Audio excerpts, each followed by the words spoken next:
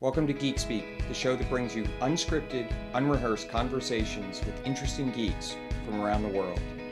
My name is Scott Barber. Let's see who I find today. So I'm here in Montreal with Robert Sabourin, and what you can't see on camera is the participants of the first ever SmartBear conference. That's right.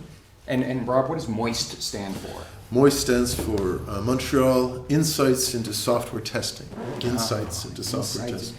And so for this weekend, we've been talking about collaboration with a focus on skills that people can learn to enhance or improve their collaboration. Absolutely. We've been looking at skills, and the essence of what we've been doing is sharing with each other real, recent, relevant, first-person experiences and diving down, having rich, open season questioning on them, and actually capturing skill ideas from that, and then looking at how to describe and maybe even think about teaching those skills. So very good for a short little conference. Yeah. So over the last day and a half, Rob and I have captured some findings, and the way these peer conferences work is the participants bring first-person experiences related to collaboration, and they told us their stories related to collaboration. And then everybody else in the room, in an untimed but facilitated fashion, got to ask all the questions they wanted. So it's not like a regular conference where you get 5 minutes for questions, but questions sometimes go on longer than the presentation. Absolutely. And so one of the things that Rob and I like to do is we like to share our findings, because we kind of organize these things. And a lot of times our findings don't map as directly as people might think. We sometimes draw things out that aren't so obvious. So what we're doing today is we're sharing with you, as we share with the participants of MOIST, our takeaways. So I'll start. Our first experience report was from Raymond. And what I got from that talk, Rob, was that complex, hierarchical organizational structures both demand and defy cross-departmental collaboration. Let me grab the baton. Yes. That experience report shared a complex environment and the necessity of doing stuff like live performance testing. I was amazed at one important learning I had from that, and that was the importance to get rich, complex systems like that tested, getting a lot of people to collaborate together and to actually convince some of them that not only did we need their expertise, but that they were actually an expert. That is true. I Convince remember someone that they were actually an expert. So the next experience report was from Nimesh, and my key takeaway was, and it's interesting because he never directly said this, but this was kind of an indirect takeaway, that successful collaboration starts with a desire to collaborate, the mutual desire to collaborate, and is enhanced by agreement on purpose or value. What's interesting to me there is that the agreement on purpose or value of the collaboration is not mandatory, but it does enhance potentially. It's when I talk. It's impressive that both of us went meta and looked at it from different perspectives. I have to say that was a very refreshing affirmation for me, an affirmation of stuff that I knew. But it's very rare that I hear about the beauty of the skill of tenacity and learning. I think what Nimesh's story was one of the most beautiful I've ever heard, of tenacious, deliberate, purposeful, graceful learning to build the trust needed to have effective collaboration. Awesome stuff. Absolutely. Bravo. Lona was next, and now Lona's story was particularly interesting to me because I have some experience with the exact environment that she was referring to. But the main takeaway I got was that interpersonal collaboration can transcend organizational dysfunction. Interpersonal transcend. Okay. Yeah. Okay. So two people, whether they're technically allowed to or not, can still collaborate to bring something better.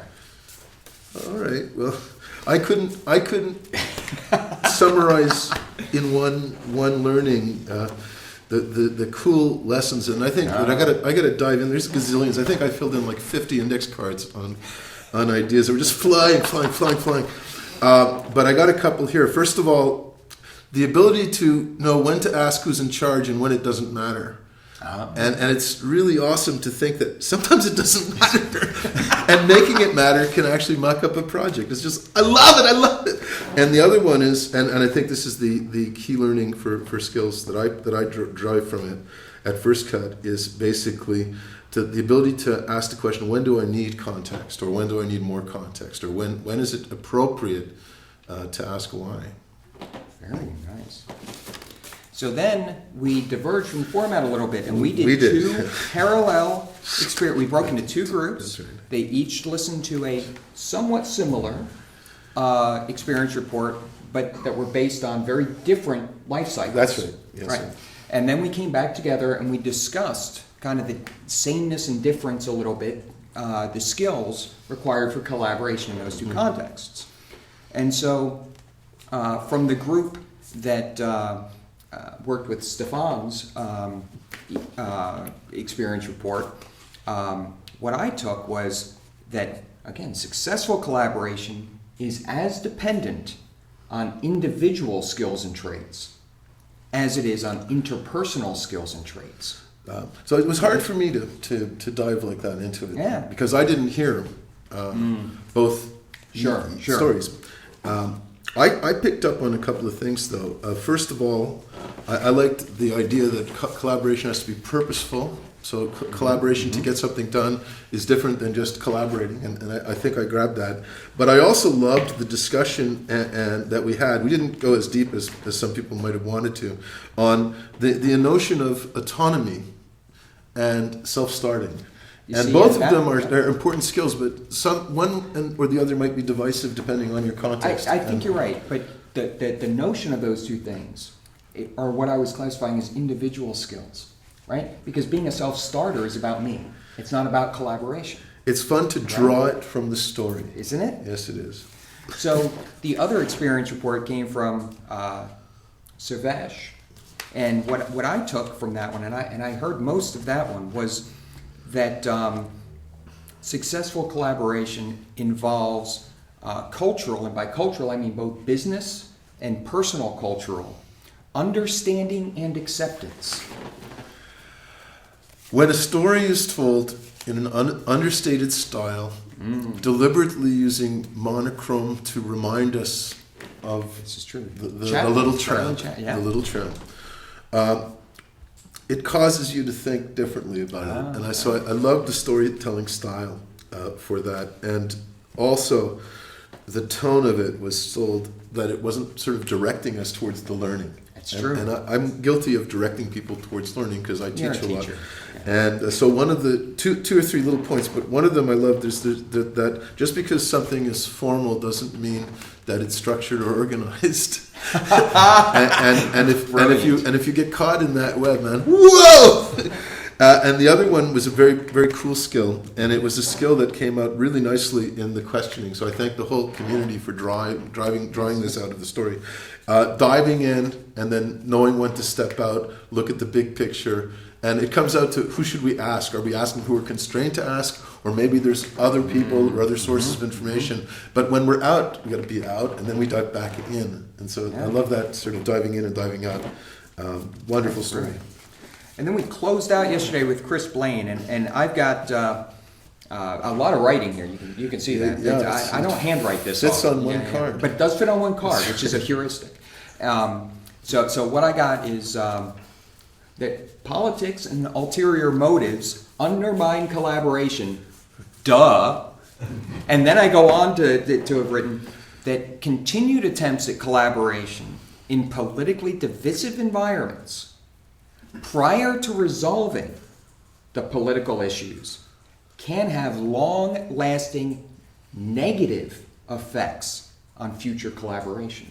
The cool thing is I think I identified the same skill, but I used a different skill to summarize it. In 3 words.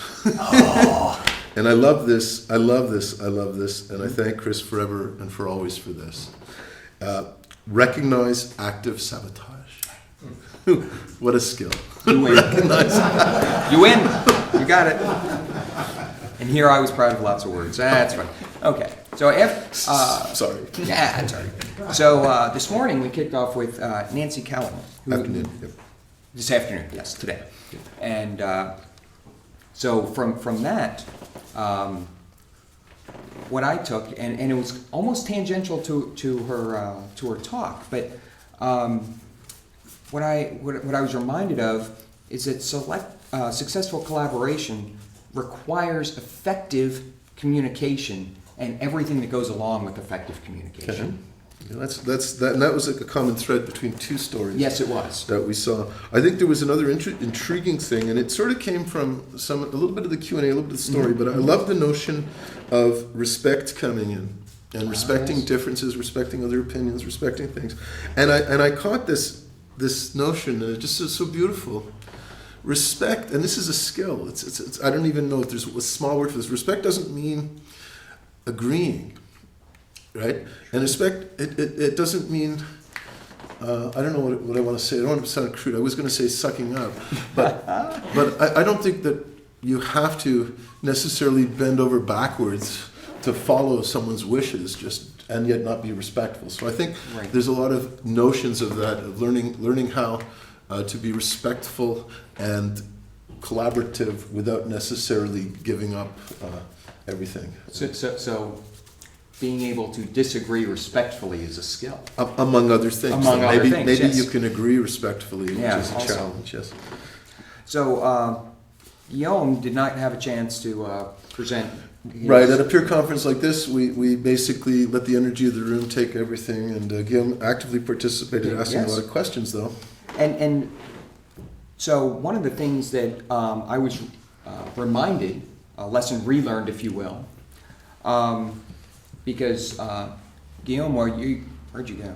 Well, you speak English far better than I speak probably any language to include English. There were a couple times when we used words that you were unfamiliar with, as clearly French is your first language, and I was reminded that it's important to actively check in when you're faced with possibly language or cultural barriers to make sure you're not getting lost before you have a chance to get started. I draw some learnings from Guillaume's very pointed questioning, and I thought the one thing that he brought up that really changed my perspective was when he mentioned the quote I have is about competitiveness, that when you're trying to collaborate, you cannot succeed if you're competitive. And I thought that there's a whole slew of skills related to that.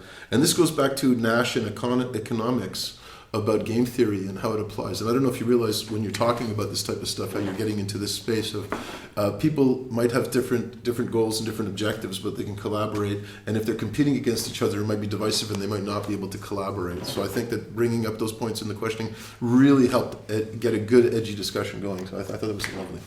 See, now I'm distracted by replaying A Beautiful Mind. Exactly. That's what I was thinking when I heard him talk. Yeah, there you go. So Simon also, and Simon reminded me of something very important and very, very indirectly. You know what he reminded me of? Sometimes it's really valuable to keep quiet and listen for a while before you open your mouth. Sometimes I need to be reminded of this. And by the way, he reminded me of that by being thoughtful before he spoke, not by doing the opposite. I of course wish that everyone had a chance to talk, and Simon's talk didn't make it to the open season stuff. However, actively participating with humor, tact, and grace in our closing exercise that we did was fun to jam with him, and he gave me the opportunity to express something that was very important.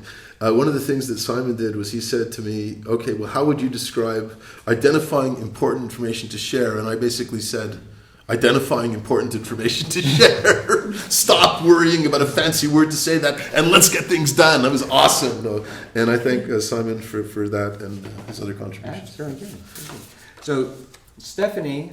Stephanie. Stephanie, on top of the fact that she did a great job in learning to be a future facilitator, which I greatly appreciate. And watching you and me fighting across the room. That was deliberate, and you know it was. I know. But okay. what I drew from her questions, which were fabulous, was something that I remembered about collaboration, which was when you're faced with a collaboration that's getting derailed by excessive detail or drilling down into implementation when you're talking about concepts, sometimes it's more valuable to pause and ask a tight, refocusing questions to get back on point. Which as it turns out was exactly when she jumped in with her fabulous questions was when we were getting all distracted. I found that I have a strong affinity for some of the questioning and the reasoning styles that were exhibited by Stephanie in this peer workshop. And I love that because otherwise I felt that I might have started saying the same thing over and over again. And what was lovely, one of them I remember distinctly, and it was like on my PC, on my thing, I was there and I was going to say, so who are they? Yes. So who are they? And I just naturally happened, and as part of what your question was, you said, and so who are they?